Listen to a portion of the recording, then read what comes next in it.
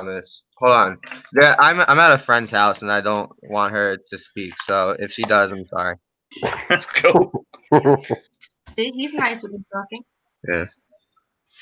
Hello and welcome to Volume 3 of the Wrestling 20 Years Ago podcast and ECW.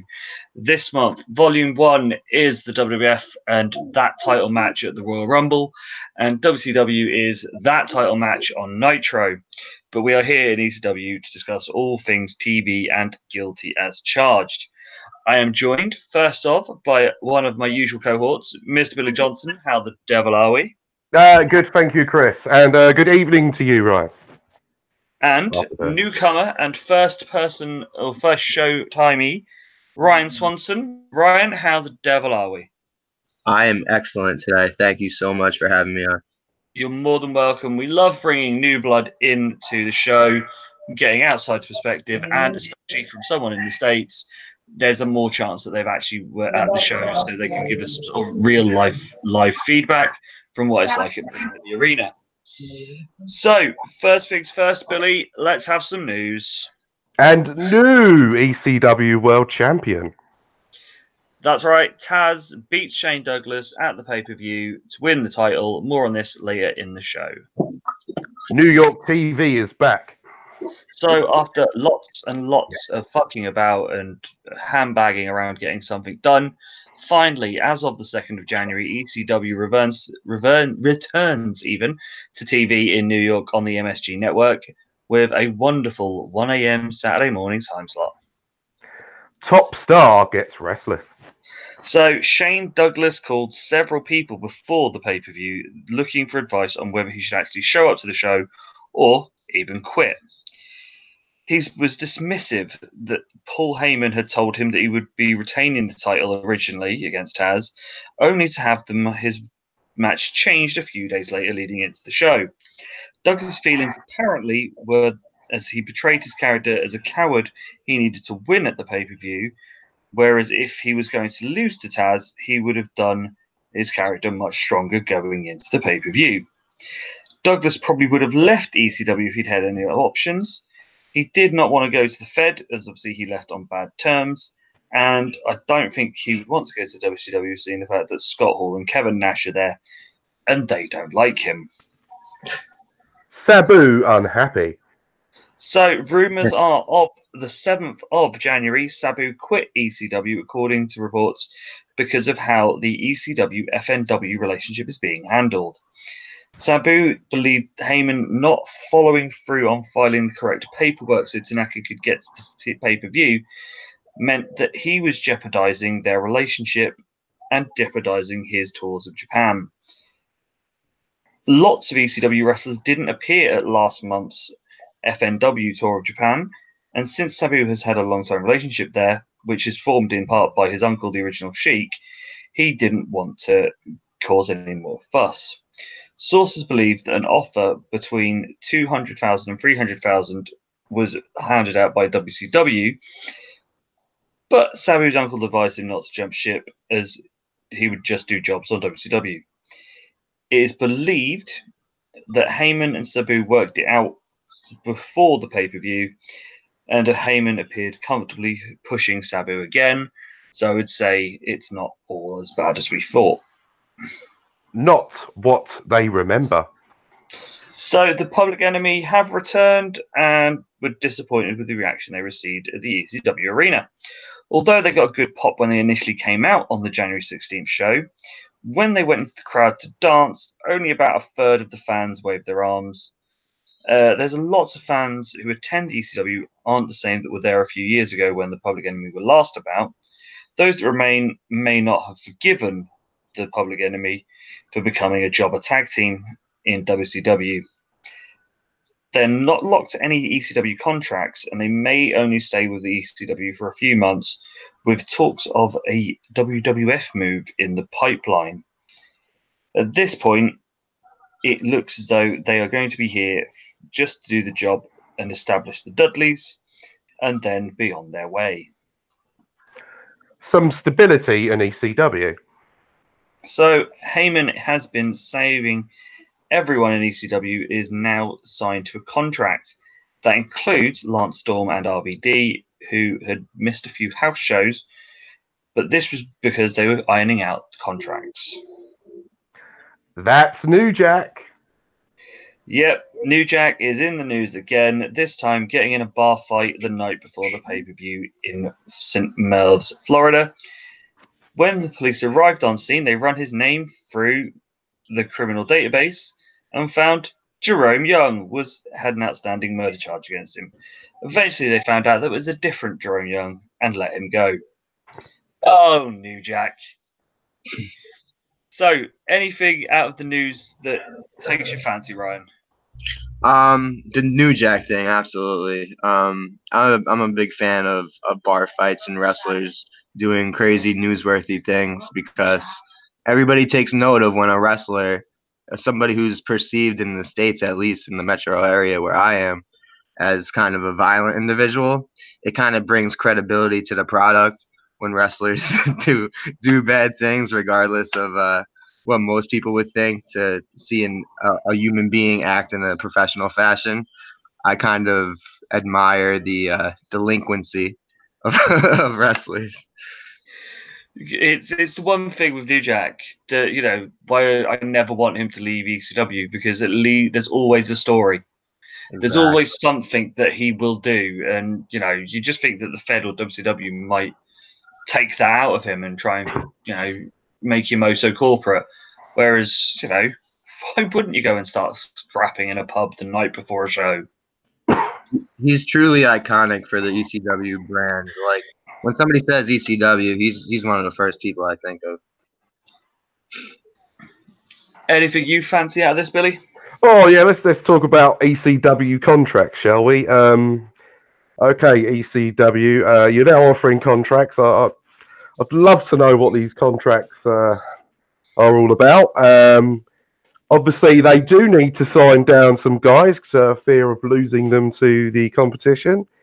But where is the money coming from all of this? Obviously, the pay-per-views are doing okay, but it does make me question where the money, Paul Heyman, is able to get the money to sign these guys down.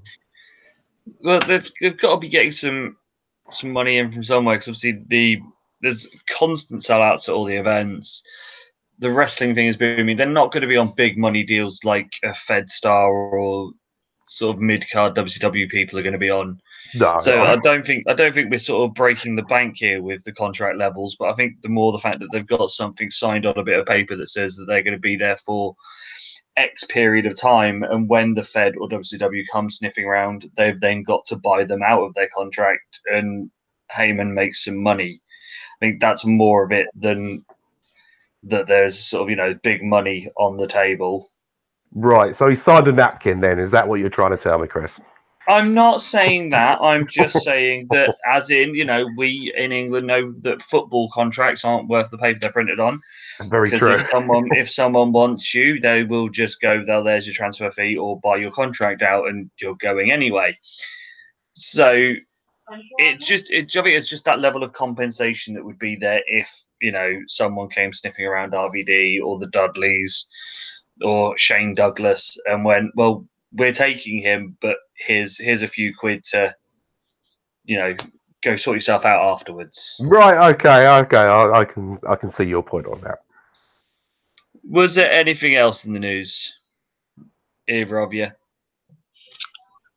What I really liked about the this is the first show that we're talking about where we had Francine and Shane Douglas and Taz in the ring. When Francine first came out, I didn't think she was wearing anything. We will go into that in a minute. We were about to go into the TV for the month, but first things first, have to do the obligatory Patreon plug.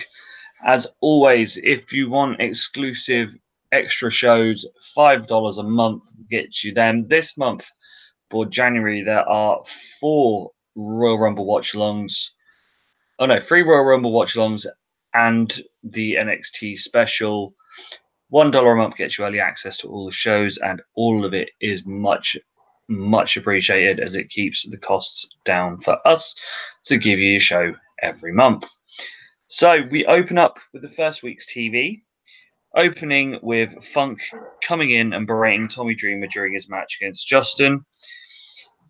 Joey tells us that they are back on the MSG network, and this brings out Shane Douglas, and you'll hear that promo now. Shane tells us that Sabu won't be at the pay-per-view and calls out Taz. He says he doesn't need Cash, the ass, or the triple threat. He just wants the title at the pay-per-view. We then get an awesome match between Pablo Marquez and Tajiri, which sees Tajiri win after hitting a brainbuster. We then get Super Crazy going against Alfez de Norte, Super Crazy winning after a sit-out powerbomb in an awesome Lucha Libre style match. Main event of the evening sees RVD going against Skull Von Crush. RVD wins after the Van Daminator. Another decent match, and surprisingly, by the level of Skull Van Crush, that you can get a good match out of him. We end the show with Lance coming out telling us that Jerry Lynn is injured and Mikey's run away, so he has no one to fight. This brings out Little Spike Dudley, who hits an acid drop and gets the pin in no time at all. So, Ryan, I will start with you. That first week's TV, obviously, you were saying about Francine coming out with Shane looking like she is literally wearing fuck all.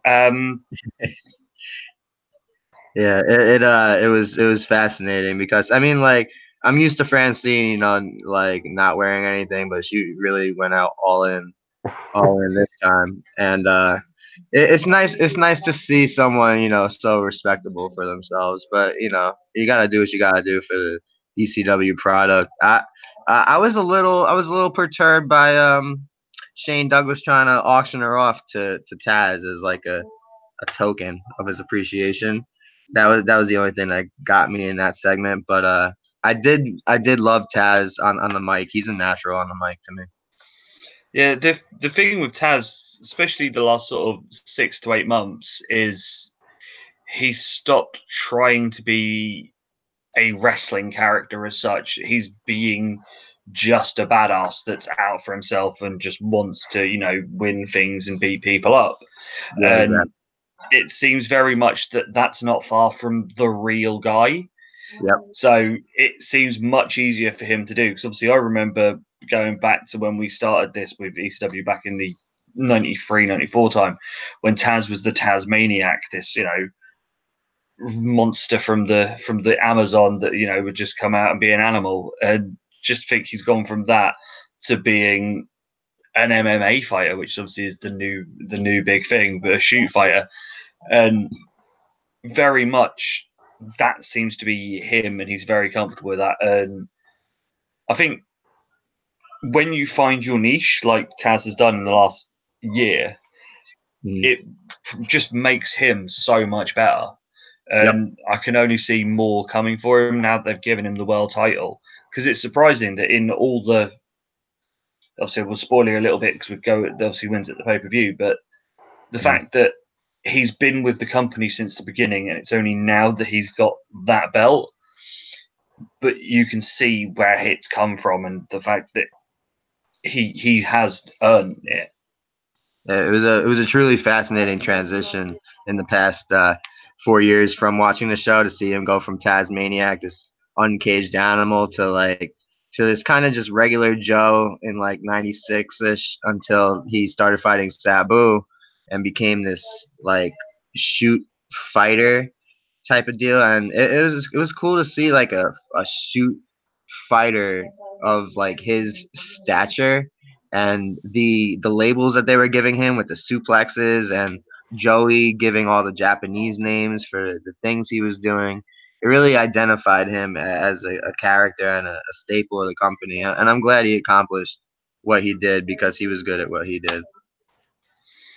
So, Billy, anything on the Taz and Shane segment? I suppose they've cleared it all up now. I was a bit like perplexed last month watching last month's TV, really not knowing the direction that they were going for the pay-per-view, and they sort of all seem to clear it up here, and it's official. It's definitely happening. Taz versus Douglas. So, I will put these two together: the Tajiri Pablo match and the Super Crazy Unfelt match. Billy, you know that I'm not a massive fan of flip-de-doo cruiserweight wrestling. We've known this from when we do the WCW stuff, Yes. but I can get into this level of flip-de-doo wrestling because it looks like it actually hurts and makes contact. Yeah, no, it was generally quite a lot of fun. I would say it was like a hybrid of lucha and puro all sort of mixed together, and yeah, it all looked very realistic, unlike some of the stuff that you can see on WCW. Ryan, you got anything about these two matches? I love them. I am fascinated that Pablo Marquez later becomes Babu. Tiger Alley Singh's right hand guy who like does his like kissing his foot and stuff. So it amazed me to. This is actually my first Pablo Marquez match. I never saw Pablo Marquez before this, but when I saw his face, I'm like, is that Babu? And I looked into it, and it was, and it made me think Sabu versus Babu one day. But I did love the match, and seeing him, the corkscrew plancha, I kind of popped for that a little bit, just because I didn't expect him to do it. And what's really interesting to me about this time is Tajiri. Like Tajiri looks like two different people in a span of 2 years. When he starts going crazy compared to now, this like regular, hey, look at me, I'm Tajiri, I'm a technician, I do everything. It's just his look is fascinating to me. Do you see what I'm saying? How he looks like a totally different person. So, I haven't seen any of him sort of before coming out to ECW. So coming here with little blue shorts and stuff looks badass. He doesn't have that standard. Oh look, he's foreign. Let's make him sort of show or be Yep. as foreign as we can. I think if he was in the Fed, Vince would probably have him under a mask and be calling him the Orient Express 2000 or something. Whereas obviously here at ECW, he can be just a wrestler guy. We've had Hakushi and Sasaki. We had obviously all the Michinoku Pro guys all came over being them. They've not been forced into Americanizing themselves when they get here to ECW, which is always really, really good. His move set is incredible. Do you remember your favorite spot on this match? Because I'll tell you mine first. All right, so I detailed this like in my notes. He literally he did a drop toe hold.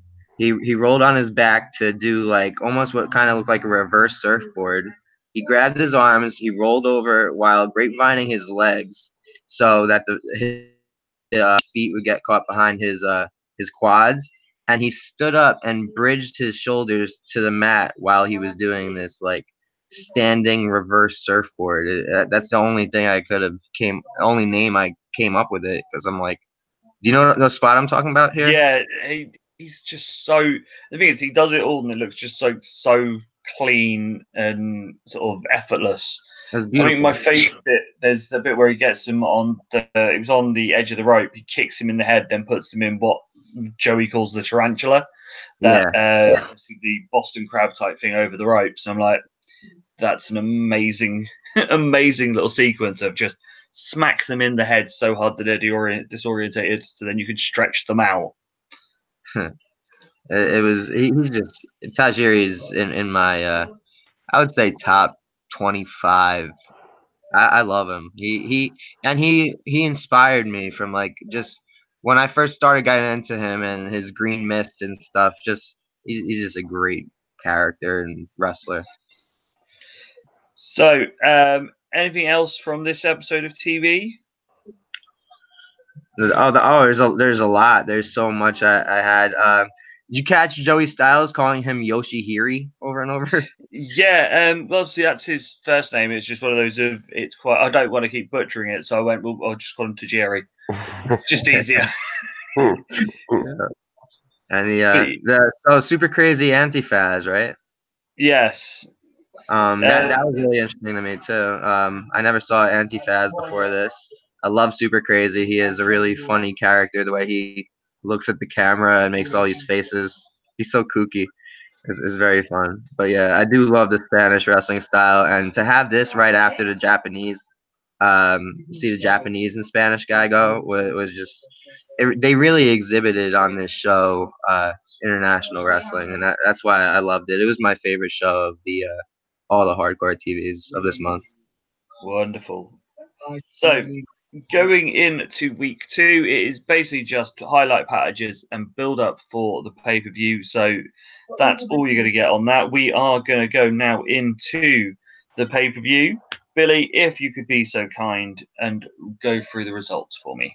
Yes, of course. Up first, the hardcore chair swinging freaks of Axel Rotten and Balls Mahoney defeated the team of the FBI and Danny Dorian and Roadkill. Up next, Yoshihiro Tajiri beat Super Crazy. Then Sid Vicious defeated John Cronus. Up next, the Dudley Boys, the team of Bubba Ray, Devon, and Big Dick Dudley defeated New Jack and Spike Dudley. And up next, for the ECW World Television title, Rob Van Dam beat Lance Storm. Then in a Stairwell to Hell match, Just Incredible beat Tommy Dreamer. And finally, in the main event, Taz defeated Shane Douglas to become the new ECW World Heavyweight Champion. So, going into the show, what were your initial thoughts? Obviously, seeing the build up from the week before, Ryan, did you have sort of an expectation of what you thought this show would be? I kind of watched Guilty as Charged before this, and it kind of confused me. I didn't know which came first, 298 or Guilty as Charged. I still kind of don't know. Can you put that in perspective? This is before the house party, so it was Okay.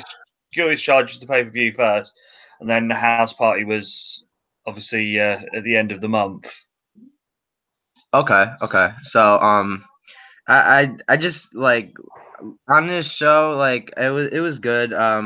I totally popped for Sid, and Cronus was in some sort of zone. Did you notice anything like fishy about Cronus?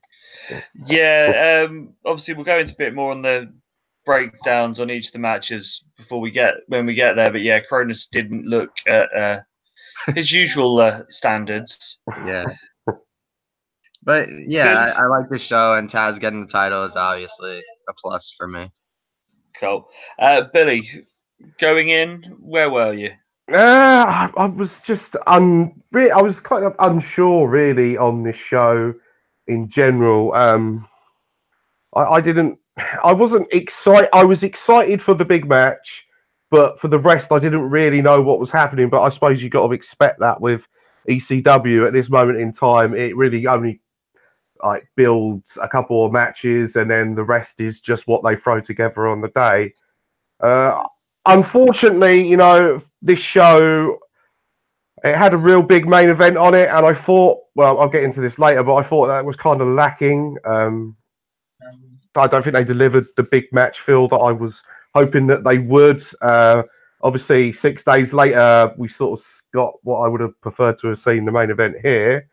But we had like sort of a strong undercard with Super Crazy and Tajiri, and a fun mid-card match with RVD and Lance Storm. So sort of thumbs in the middle for me with this show, really, more than anything. Because I would just say I was going into it, I was a little bit bitten after November to Forget being the last pay-per-view offering for ECW, and that show being so bad it got worst show of the year last year. Yeah. So, just sort of I was on the fence more than I ever have been for any ECW show, because as we all know, I love ECW and I'm always sort of hyped for everything they ever put out. But after that debacle last time, I went in with tapered expectations because I didn't want to be shit on again, but I was pleasantly surprised. So going into the show, we open up cold with Paul Heyman in the office telling us that the card is always subject to change and that Jerry Lynn and Pat Tanaka or Masahito Tanaka even, are not good for the show. Wrong Tanaka, Chris. That he's not. There's not someone with a mask. It's fine. So we open the show with the three-way elimination match with Balls and Axel going against Danny Doring and Roadkill and the FBI team of Guido and Tracy Smothers, who are accompanied by Big Guido, Sally Graziano, and Tommy Rich. Guido and Doring start the match with a collar and elbow and a couple of tests of strength. To this point, out comes Balls and Axel to make it a three-way and all six brawl.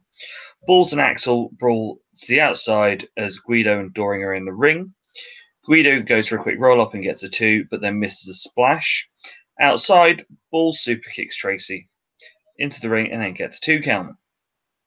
Balls hits a top rope splash, and then everyone is outside.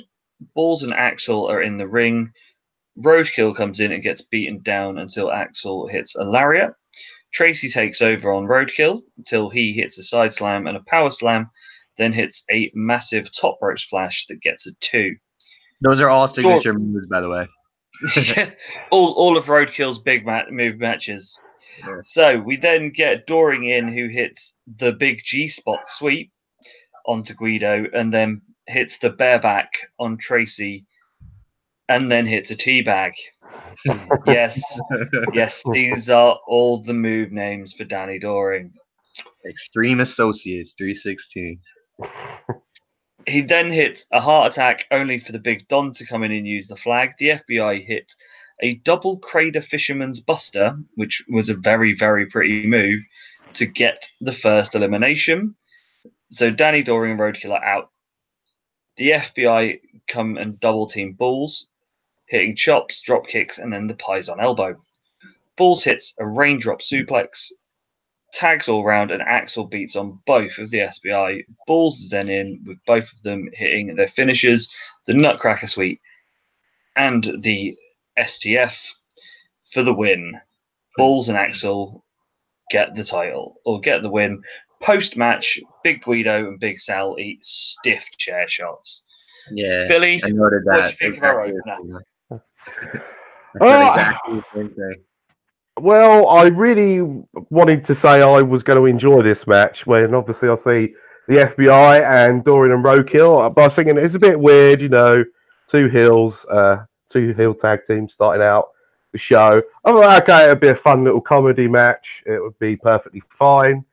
Obviously, then Balls and Axel decided to come out and immediately dragged things down with a homophobic slur, but then, it's 1998 and it's professional wrestling. I suppose I've got to expect these sort of things in the current wrestling climate. It's apparently acceptable. It all sort of broke down into the ECW style walking brawl. I've got absolutely no problem with it. Crowd was red hot throughout. It was a very entertaining match and perfectly fine way to open the show. Ryan, what were your opinions on this opener? I liked it because it was interesting. I got to see like 6 different talents, 3 different teams. Everybody got their shit in, which was great. And I noticed like I made a couple of like metaphors. Like FBI kind of reminded me of the oddities. They had like the 2 giant guys like Silva and Guido. I didn't know who Big Guido was until I like looked up the stable of the FBI, and I'm like, oh, okay, this is Maritato's work shoot older brother. So I learned who Big Guido was in this match. So anything that educates me in wrestling is great because I always feel like I kind of know too much. I know. All right. So my biggest takeaway from this match is a line that Joey had. Joey called Axel Rodden the most underrated wrestler in all of wrestling. I just was like I love Axel. That like rest in peace, Axel Rotten. But like, come on. Nashville, Italy is where Smothers is from. That I popped for that.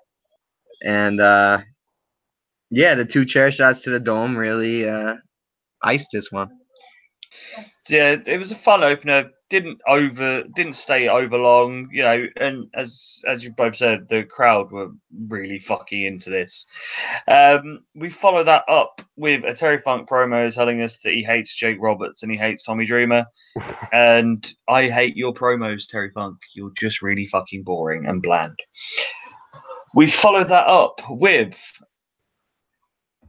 let me grab a drink before I start this one, Yoshihiro Tajiri versus Super Crazy.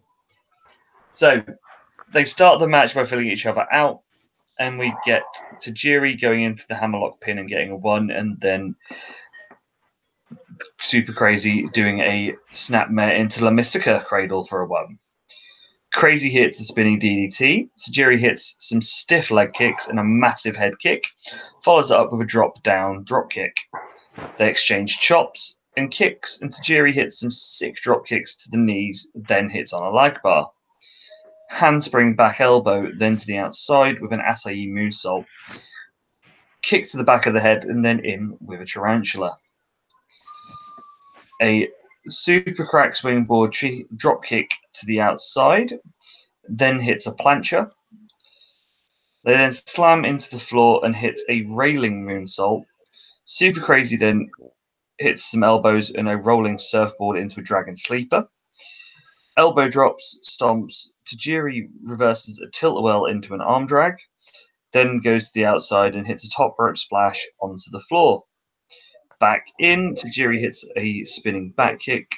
They both go for roll-ups and get 2s. Crazy starts with some chops, but Tajiri hits a German suplex. Super Crazy then goes for a German suplex, but Tajiri lands on his feet and hits him with a massive kick. Super Crazy then chops in a moonsault for 2.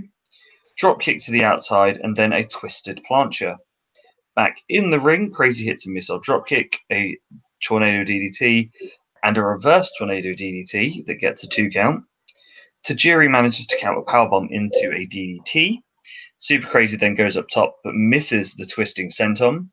Tajiri hits a top rope sunset flip, which gets a 2. A top coat Hurricane Rana is countered into a pin by Super Crazy. Then a massive sit-out powerbomb gets a 2. Tajiri hits a sit-out powerbomb of his own and gets a 2. Rolling pins gets a selection of 2s. Tajiri then hits the dragon suplex and gets the win. While I catch my breath, Ryan. It's probably my favorite technical feud in ECW. Super Crazy and Tajiri. I've tried to go through all their matches. How awesome is that rolling surfboard, inverted headlock combo? The Dragon Sleeper. I want to see somebody today do that. It really brought me back. That's my favorite. That's my takeaway of the match. Like, if you made me draw Super Crazy and Tajiri doing a thing, it would be Super Crazy in that inverted surfboard Dragon Sleeper. I popped heavy for that. Billy.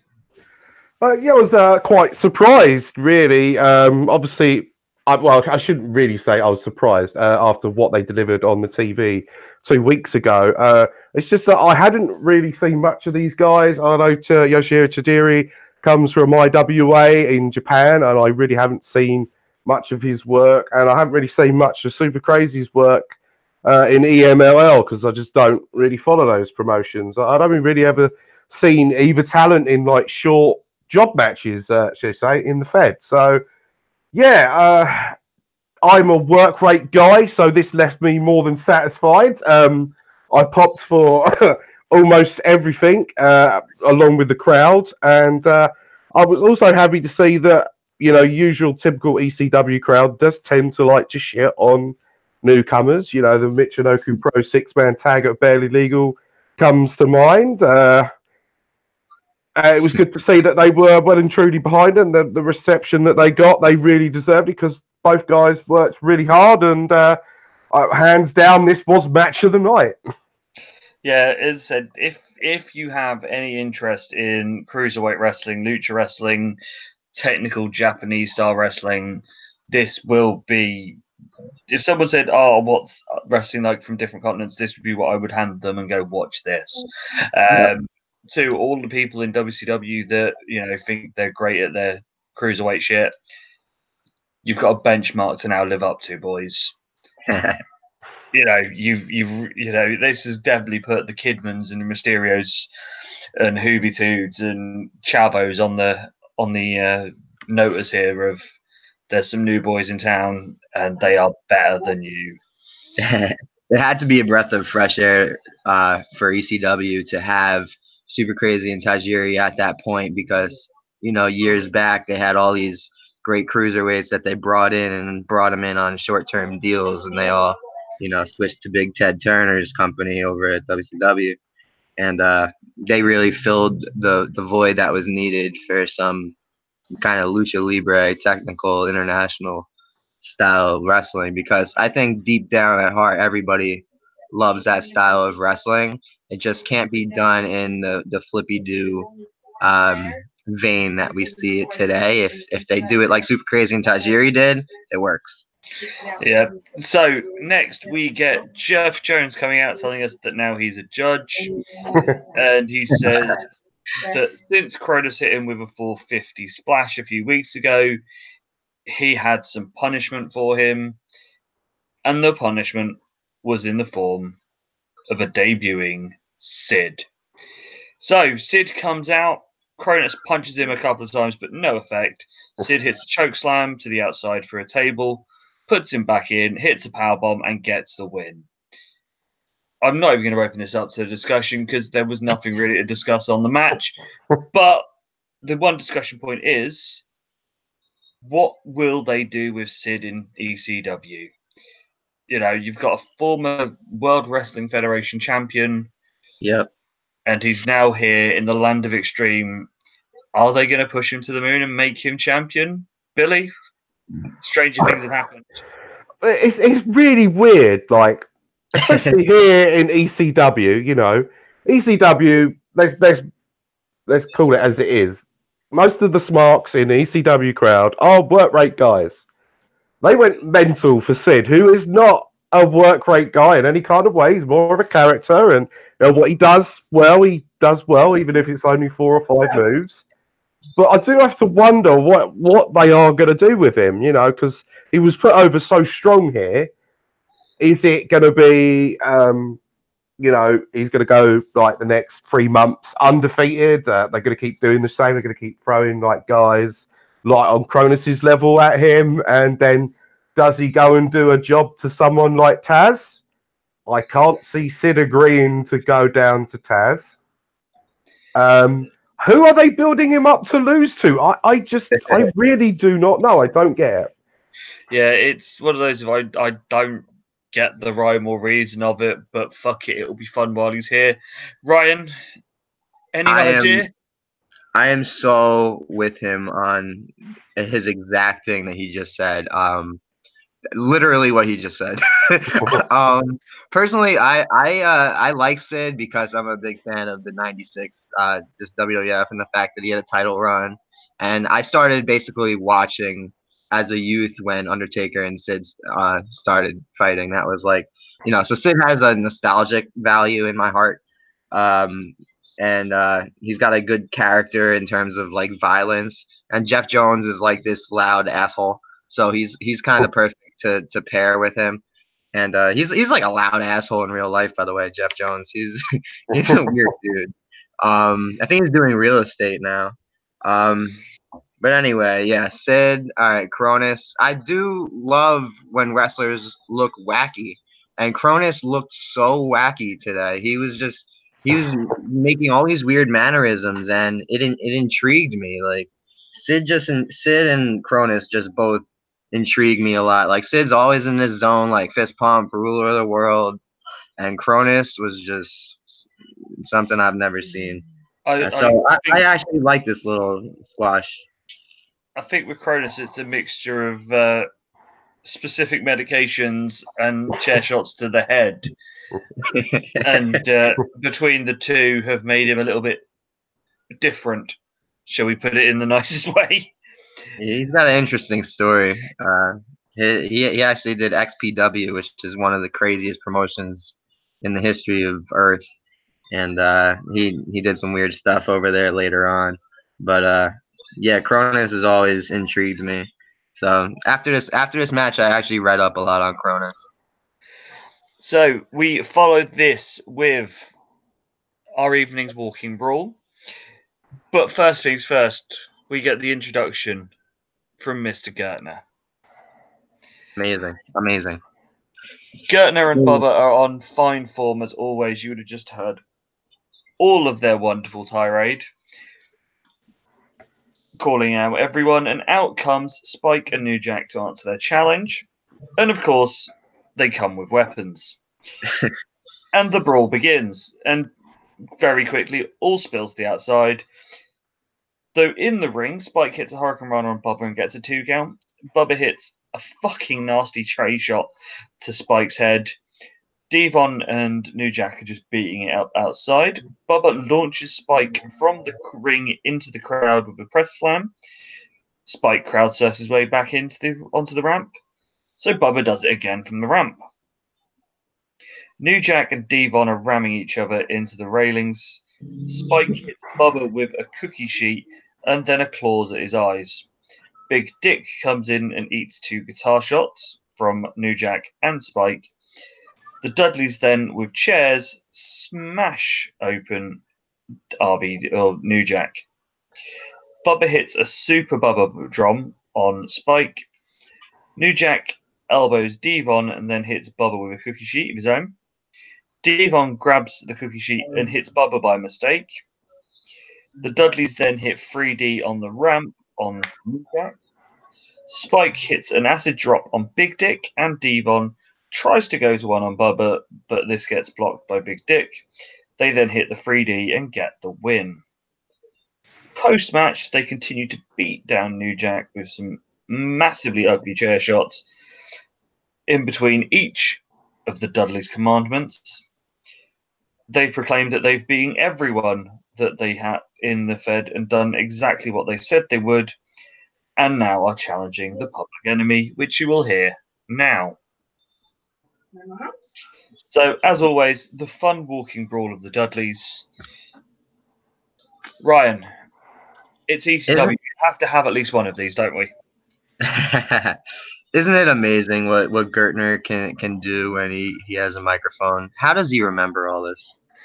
I have no idea. I think this is his longest one-shot intro for everyone in the Dudleys, and it's word perfect. I have a very interesting perspective on this.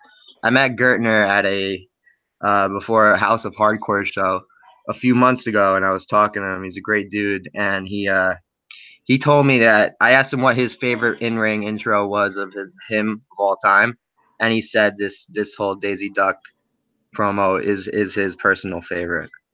So it was cool to see, what he loved so much and like the reaction it got.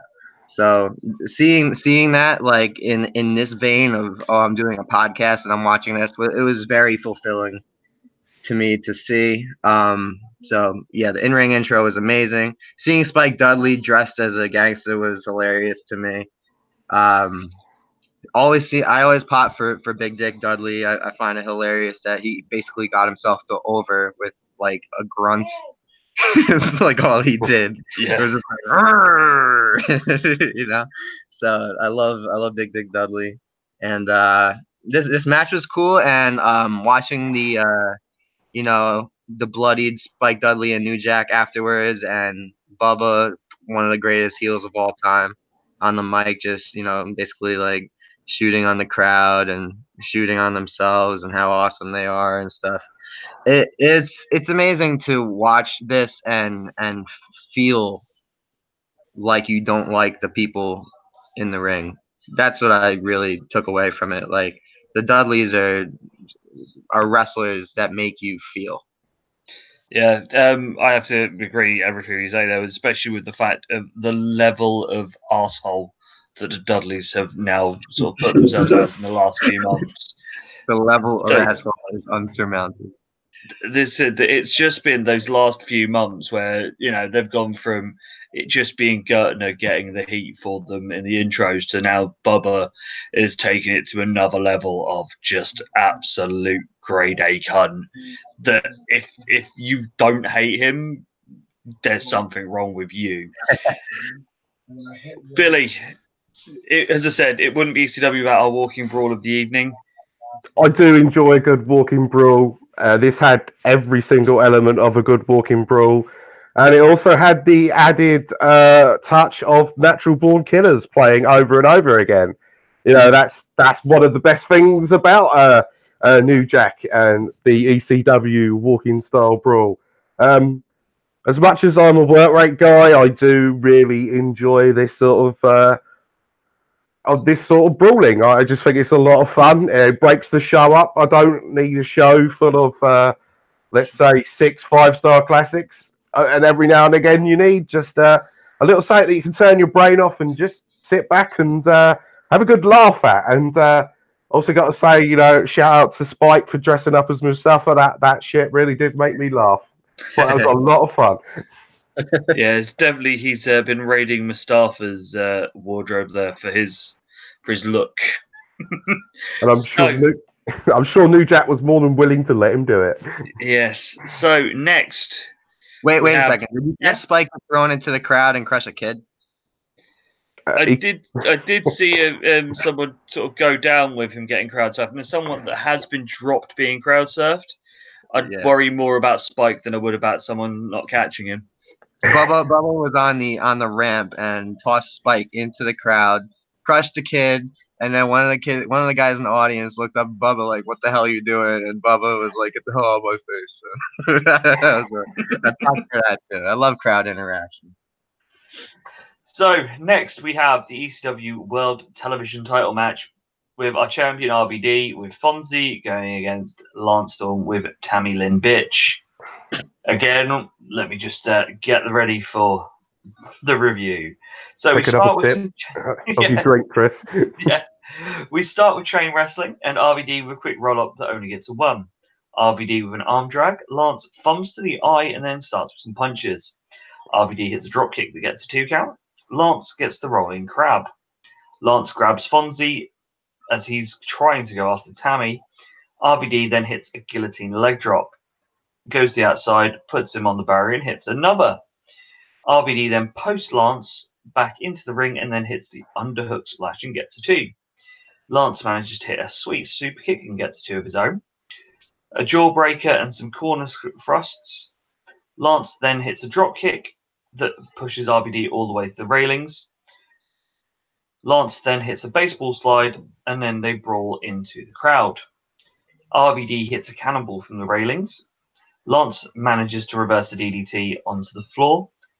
Again, RVD is then drop kicked as he's about to do a dive off the railings. Lance hits a springboard into the crowd. Back into the ring, RVD gets crotched. RVD blocks a superplex and hits a spinning leg drop. Then there's a surfboard and hits the rolling thunder for 2. Lance hits the handspring back elbow for a 2 and a cartwheel clothesline. Fozzy lobs a chair into RVD, who tries to hit the Van Dam but misses. Lance then hits him with the chair. RVD then hits the Van Dam. Lance with a nut shot that gets a roll up 2. RVD hits a spin kick, the Van Daminator to the ref, and then Lance hits his own Van Storminator. Van Storminator. I like that. Fonzie brings in the chair only for Lance to get it, but eats a sidekick to the chair. RVD misses the follow-up with a 5-star. Lance rolls up, which turns into the pinning combos. RVD then hits a bridging German and gets the win. Well, this was fucking amazing, and more of the same, please. Billy, while I go and have a drink, wax lyrical about amazingness. Chris, I would love to, but I don't know why. I obviously expected so much from this match. I thought it could have been special. I thought it was good. Hell, I thought it was very good. And I thought everything they did, they executed it well. Wasn't sloppy, RVD tends to be a bit sloppy every now and again. But it just felt like my expectations were so high. Maybe I cheated myself out of thinking this was such a great match, which is it's a genuine shame, you know. I just feel that it could have been just so much better. I didn't really think much of the finish as well. It fell flat for me.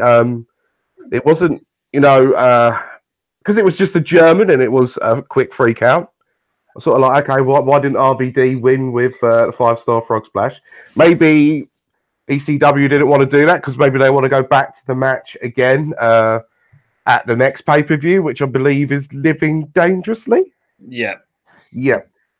So I just I don't know. I like I said, I think it's just my expectations were so high, and I think that's why it just didn't come off as anything amazing for me. I think me and you, Billy, may have a falling out because Yeah, I love this. Sorry, Chris. You know, don't hate me. It's all right. I just, you know, they'll just rescind your next invitation to ECW. Oh, bugger. Ryan, I be a love voice of reason. I love RVD, right? Not my favorite RVD match. Definitely not my favorite RVD match.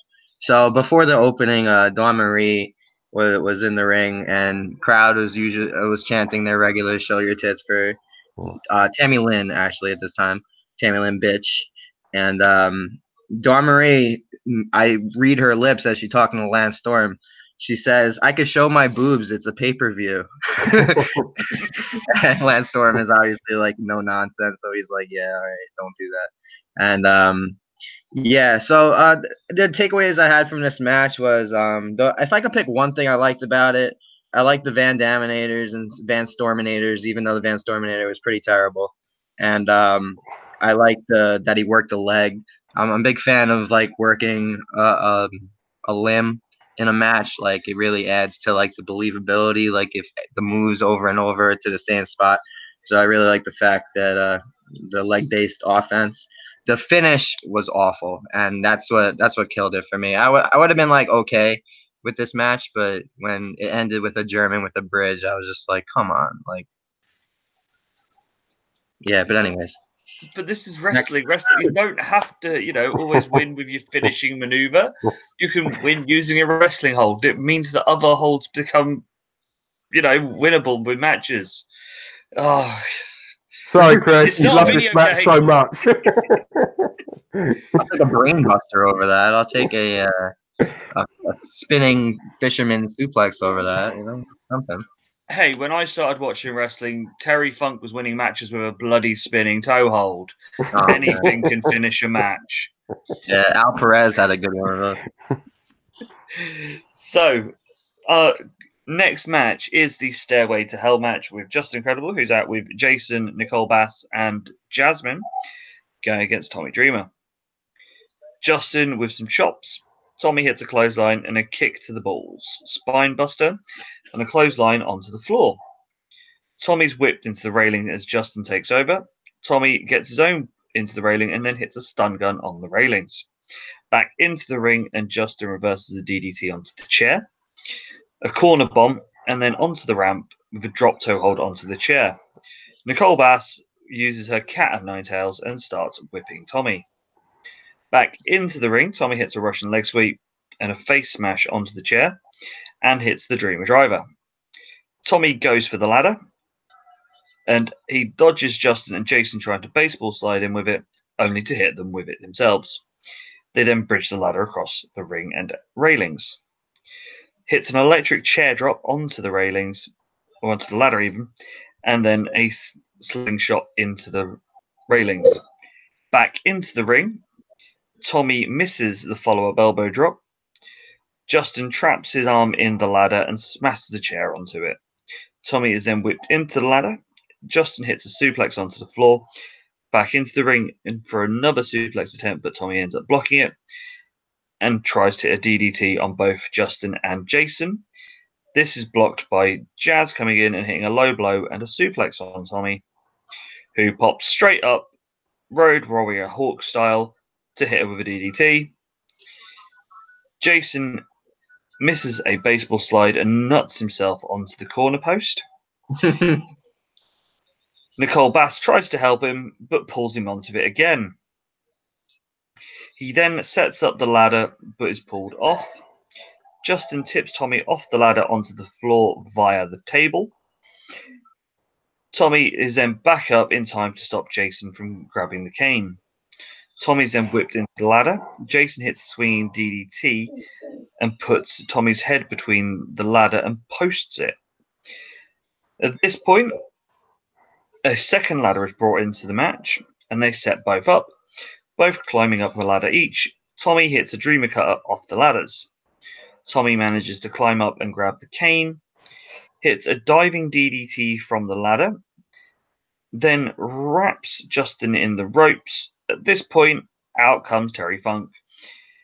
He smashes a bin over Jason, or over Tommy even, and then gets caned.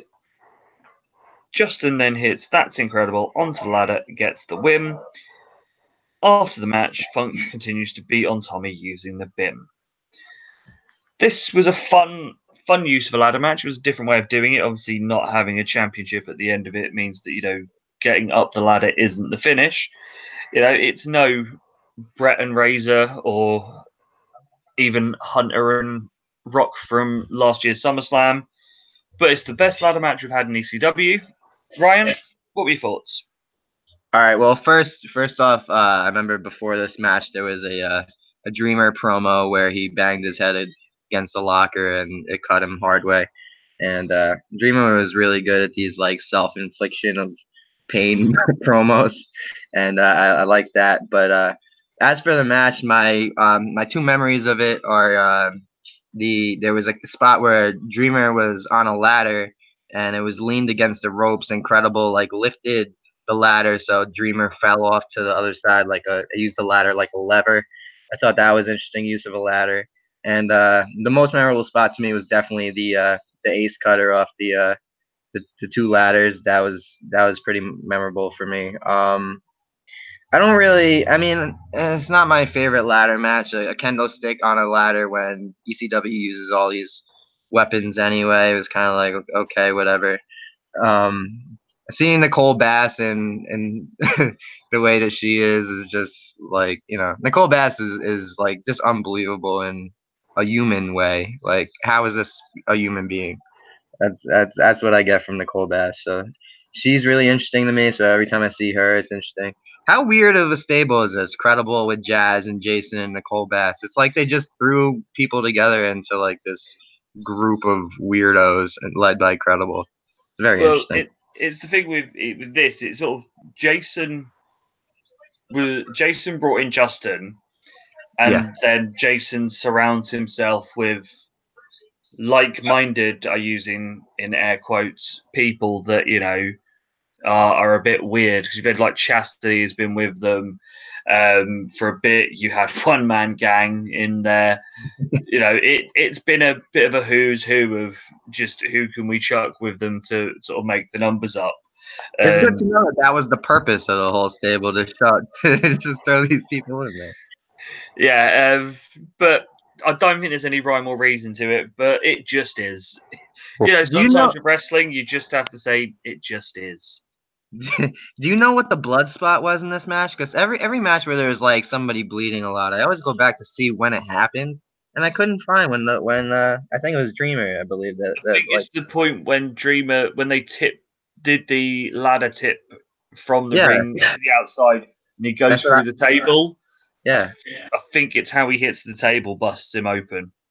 Because as soon as he comes back in from there, that's where the blood is starting to flow. Yep. So, Billy, what are you thinking? Again, it was a good match. Don't get me wrong on when I'm about to start burying stuff here, but they did some good stuff with the ladders. They had some big bumps. It was all proceeding along very nicely, and then we got to the stuff with Terry Funk. Now, I respect Terry Funk. Guy's a legend. He's doing moonsaults at his age. Stuff that he does is insane and crazy. But why is he at the forefront of this feud between Credible and Dreamer? This feud has been going on a better part of a year now. Am I right in saying, Chris, it all started back at House Party 98? A little bit later than that. It was about April. So, but, we're a couple of months off a year. Right, okay. So it's been going on a while. And now what they've done is they've turned the attention of the feud all to Terry Funk and Tommy Dreamer. Now, obviously, ECW see Justin Credible as quite a big star for the future and someone that they can build around. And because they've been, pushing him really strong since he's come into the company, which is around summer 97, Chris. Am I right in saying that? Yeah, about that, yeah. Right, okay. So why would they, in the finish, it was clearly more all about Funk and Dreamer than it was Credible. Credible won, and no one really seemed to care about that. All they seemed to care about was Dreamer and Funk. And I just had to wonder why Paul Heyman decided to go that route. I don't get it. I just felt that the finish sort of fell flat because of it. Yeah, it's one of those of it's good, but yeah, it could have been better. Exactly. It's good, but yeah, it could have been better. But we've seen a hell of a lot worse. Yeah, I've seen a hell of a lot worse from ECW. So, but still, that was just like my one minor complaint from this match. I'd give it a gentleman's 3 stars. As is very nice of you. So, main event of the evening, which is not our originally advertised match of Shane Douglas versus Sabu, but instead we have Shane Douglas versus Taz for the ECW World Heavyweight title. Obviously, Shane is seconded by Francine, and we open with some chain wrestling and lots of near falls and lots of counters. Shane manages to take advantage. That is until Taz hits a head and arm Tazplex. Shane with some boots and using his cast. Taz hits an Alabama slam and then a stiff fucking lariat. They then brawl to the outside. Taz is sent into the railings and Shane goes into the ring to go up top and to dive into the crowd with a splash. They then fight into the crowd. At this point, my notes get very, very low because they were really quite boring at this point, as they just punched their way all the way up to the top of the arena, where at this point, Shane uses a suplex onto the barrier. Taz then smashes Shane into the face, into the barrier, and then they make their way back down to the ring, both brawling, and at this point, both bleeding. Halfway down, Taz hits a belly-to-belly Tazplex over a barrier onto what looks like a wooden platform. They then manage to continue to brawl their way back into the ring. At this point, Shane puts a table in the corner.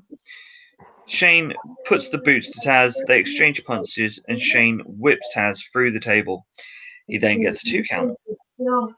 He hits the reverse nep snap and then goes for another table, which he puts into the corner. Taz hits a T-bone Tazplex through the table, which gets him a 2. At this point, we get pyro going off as Sabu appears in the aisleway. He runs in and hits a springboard clothesline onto both and then beats both down. Chair shots and hits a triple jump moonsault onto the floor onto Shane.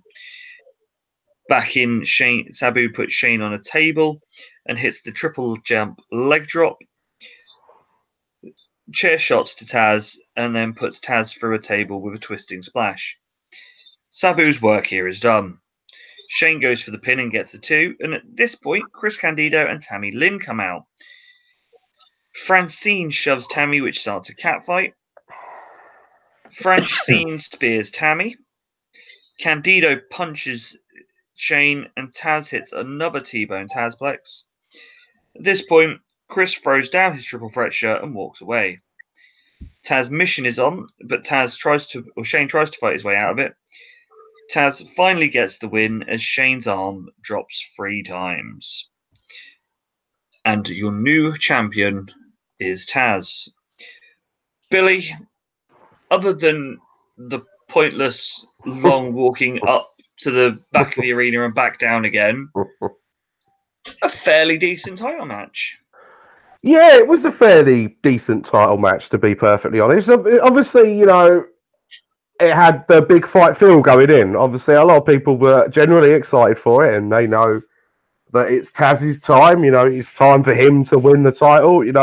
As much as it's been great to have the franchise as the champion for, I believe it's like a year and a half now. About that, yeah. Yeah, it was his there or time. thereabouts for a while. Yeah, it was definitely his time to give up the belt. Now, obviously, the walking brawl sort of, I don't know, I can speak for all of you here. Maybe it took us all out of it because it just seemed to go on forever. It led to a very sickening bump that Shane Douglas took on like a metal board. I believe it was like a metal board. It just looked absolutely horrendous. And I felt bad for Shane having to take that. He looked hurt before taking it, and he looked even more hurt after taking it. It kind of went downhill when Sabu decided to show up. Now, I know on TV he was originally going to be the guy that was going to come in and get the title shot against Shane Douglas. But I didn't feel they really needed to bring him out here with all the pomp and circumstance, with the fireworks and everything, as he just came in and beat everyone up and then left. Now, okay, you're probably building up Sabu for a big match with Shane Douglas and Taz, but you didn't really need to do that here. That was just my opinion on it anyway. And then you had like the Candido and Sonny swerve. Again, you could have saved that for TV. You didn't have to do that in the main event. And I sort of felt that all took away from Taz's big moment. Now, Don't get me wrong, once Taz hooked in I'm just going to say the chokehold because I can't actually call its name. Thank you, Chris. There we go. Once he had it in it. The Taz mission. The Taz mission. Yes, the Taz mission. Once he had that hooked in and Shane Douglas was like trying to fight for his life to get out of it, that was a lot of compelling stuff. And they sort of brought me in, and I was begging for Shane to try and get out of it. And I thought it made a lot of sense that he passed out because they can go back to another rematch between the two. Ryan, what were your thoughts? As a fan who goes to companies like House of Hardcore, which is Dreamers Promotion, and ECW, like I enjoy crowd fights, even though they're basically just like punches and they're walking around just continuing to punch each other. I like the look of that. You get to see all the fans and all their genuine reactions, and it's cool to see all these people in the moment, not on any cell phones, just enjoying people like brawling in the crowd. So I actually, this is my first contrary opinion. I like crowd brawls like this. See, I'm not saying I don't like it, Yep. but it didn't work in this match. You're right. See, with the Dudleys match, if they'd have gone in the crowd and was battering in that, it's fine. The RVD and Lance match, they go in, that's fine. It was just in the context of this match, you've got Shane, who's an in-ring guy, Taz, who's an in-ring guy. These, as we've been bred to believe for ECW, these are the wrestling guys. These aren't the extreme side of ECW. These are the W side of ECW, the wrestling side. So, yes, we know they've got the violence and they use the tables, but they should stay normally in the perimeters of the ring, whereas Dudley's of Tommy Dreamer, they quite happily go around and have walking brawls around the arena. I feel that's more the thing with this is it's not the walking brawl side, it's just them doing it didn't work. I totally agree with that. That's a great take. From this match, you got the run-ons with Candido and Sonny. Francine's cat fight. Francine almost fell out of her top as she usually does. And at the end of the match, basically as the pay-per-view ended, I wonder where that monitor went that Shane Douglas threw like 50 feet away from the tower. He's like sitting on commentary, which is high up in the rafters for some reason, and he just chucks the TV monitor all the way to the floor. And I was like, that's a little bit dangerous. Someone's got a souvenir from the show. that's probably it, yeah. So, Ryan, we'll go with you first. What were your overall thoughts of the show and your score rating out of 10? Super Crazy and Tajiri stole it, and anything that the Dudleys do, I like. I'm a big Dudleys mark. And yeah, I guess there were some good chair shots in this. There was a lot of kooky finishes and strange spots, but overall it was good. It was like it was watchable. I would go back to it 2 years from now. And what's your score out of 10? Um, 6. Ooh. Okay, and Billy. Right, so I enjoyed this show. Okay, my review might have not come across that I did enjoy it, but trust me, I did. There was a lot of good stuff. There was a lot of bad stuff on this show. It's very much a typical thumbs in the middle show. So I think I'm being a bit harsh, but I'm going to give it a 5.5 out of 10. See, disgraceful behaviour. I've gone with, I think it's a great start for 98 or 99 even for ECW, especially after the fucking terror that was November to Forget. This is almost a perfect ECW show. We've got the brawling, we've got really, really good in-ring wrestling, we've got hardcore stunts, brawls, comedy at the start of the show in only the right place and not sort of overstaying its welcome. Giving it an 8, and as we don't normally do this, but I implore every single one of you listening to this, make sure you watch Tajiri and Super Crazy. It's one of those matches that come the end of the year will be there or thereabouts in the end of the year list for match of the year. Super Crazy and Tajiri had like 4 of those points that I gave, at least.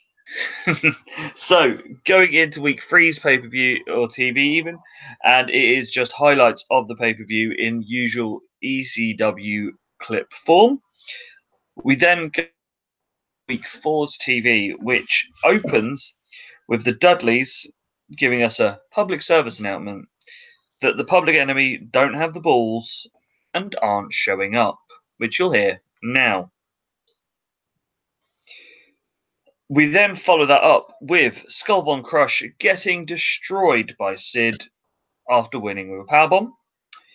We then get the rematch from the pay-per-view with Super Crazy going against Tajiri in another amazing match, this time Super Crazy winning with the inverted Tornado DDT. Lance tells us that 1999 will be his year. RVD does an amazing Fonzie promo, which you'll hear now, just because it's great. We then get Chris Candido versus Taz for the world title. Oh, no, actually we don't. As Shane comes out, hits the Pittsburgh plunge on a chair onto Chris Candido. Franchise and Tammy go at it, and Shane tells them both to fuck off. Shane then tells us that he built the belt, he built the company, and says that he doesn't need any hoo-ha. He made the belt important, and he wants a rematch, and you'll hear that now. We then get a much better match between Shane and Taz. Taz wins after hitting a Tazmission suplex through a table. As we go off air, we get massive chants of please don't go to Shane Douglas. If this would have been on the pay-per-view, that would have made the pay-per-view a 10 out of 10. I'm just putting it out there now. Billy, you sort of mentioned it early on that, a much better TV match. This doesn't have the interference. This doesn't have the bullshit. Is this arguably, one of the best Shane Douglas matches ever? Yeah, definitely one of the best Shane Douglas matches. Yeah, like you said, Chris, it didn't have the interference or any of the bullshit in it. This is what the pay-per-view match should have been. It should have been a clear passing of the torch moment. Shane, losing in defeat, looking like a valiant hero, going away and passing the belt on to Taz. And unfortunately, on the pay-per-view, that's not what we got. We actually got it here at House Party 99 on the TV. So, Yeah, well done, ECW. You know, I agree with you again, Chris. You know, it would have been a definite 10 out of 10 if this was the way the match was presented, the main event. Ryan, do you Um, agree? I agree definitely. Shane really was there from the inception of the company, and the fact that he's going over to I think WCW, that was huge. That was like the please don't go chant. It brought a little bit out of me too, because he's a legend in that company, Shane Douglas, and he still loves it to this day. His passion for the business is pretty insane. If you meet him, I got to meet him a year or two ago, and he's just he loves the business and he wants it to go back to the way it was. Um, great match. My favorite spot was definitely the merch table. Taz got thrown through a merch table by Douglas, and I like that. Yeah, pretty cool show. And just a quick bit on the Tajiri Super Crazy #2. Ryan, a little bit shorter than obviously the one from the pay-per-view, but just as good on quality. Yeah, it had all the spots that we all love. It was definitely a little bit shorter, and inverted tornado DDT for the finish is a solid finish for me. I'll always be okay with a tornado DDT finish. Billy? Yeah, I'm looking forward to watching plenty more Super Crazy and Tajiri matches because ECW have struck gold with this match, and I hope it exists on the undercard for the next 5 to 6 months. I really do, because they've got a really good match here, and only adding people to it will help. I said it's one of those of you can take these two away from each other now for a month or so, and then if you've just got nothing to do with either one of them, chuck them together for one show, and you know you're going to get a good match. So we open up week 5's TV with Taz in the ring telling us how he is the champion. He's not a role model. He busts his ass to become the champion and calls out Hogan and Rock, which you'll hear now. We then get the tag team title match between the chair swinging freaks and RVD and Sabu. RVD and Sabu retain the belts after hitting the double top rope leg drops for a table. Again, really, really good TV match. Definitely worth watching the last 2 weeks of TV for the month. We then finish the show with amazingness, which we will end today's show with. So you will hear all of it once the credits roll for today, where Gertner tells us that the Dudleys have gone home, that he has brought us Gertner vision and gives us a history lesson on the Public Enemy. At this point, we hear the hot stepper, and out come the Dudleys dressed as the Public Enemy. Bubba is doing his absolute best Johnny Grunge. And he says that the Public Enemy did everyone wrong as they have no-showed and are afraid. This is comedy gold, and just as we think it can't be topped, out come the real Public Enemy, and they beat down the Dudleys as we go off air. Ryan, Public Enemy, Homecoming. Memorable. Yes. That's the word, memorable. Just everything about this segment is everything wrestling is all about. Returns, impressions, comedy, great mic work. I love it. Billy? Yeah, the way they built this up over 2 weeks of TV was just tremendous. They kept teasing you, and you did really think maybe the Public Enemy, didn't have the balls to show up. Maybe, all that Ted Turner money, they were kind of comfy laying about in their mansion. But no, they eventually showed up, and fingers crossed we've got more of this coming, because I'm all in on a Public Enemy versus Dudley Boys feud. Yeah, obviously I know we said in the news that in-house the reaction didn't seem great, and obviously that the Public Enemy weren't overly happy with how it was live. On TV, it looked as though they got a banging reaction. People were waving the arms for both the Dudleys coming out to Hot Stepper and then when they did. So, all in all, as a visual for TV, they do look like they've come back as hot shit. And it's the first time that there's a team in ECW for a while that can go at the Dudleys level. In a way of they're both sort of the same sort of team. They've both they could do the hardcore shit, but they can also actually have proper wrestling matches as well. So it's one of those. I'm quite looking forward to seeing what they're doing. Obviously, I know they're probably not going to be around for long, but if you can get a couple of decent matches in a pay-per-view blowout with the Dudleys and the Public Enemy, I'll take that. So that brings us to a close for the month. As always, rate, review on iTunes and any other podcast thing that you listen to, because obviously algorithms are wonderful things. And the more people, one thing that we have had, if you unsubscribe then resubscribe, it kicks it in as a new subscription and it bumps us up the ratings and gets us in the algorithms. I don't know how it works. It just does. And obviously, if you want more from us, every month we have Patreon specials, which you can get for the wonderfully low price of $5 a month. With that, you will also get early access to all the shows. You can get that just for $1, but if you want the monthly specials, you do have to hit the $5 tier. This month, we have had the free Royal Rumble match breakdowns, and also we have had the takeover special from the NXT takeover for this month. And if you think last month, we had a plethora of specials on there, including a free download of the wrestling album. So, it is well worth your $5 and you do get stuff for it. It just leaves me to thank Billy. Thank you very much for joining us tonight. Have you got anything that you want to pimp? You can.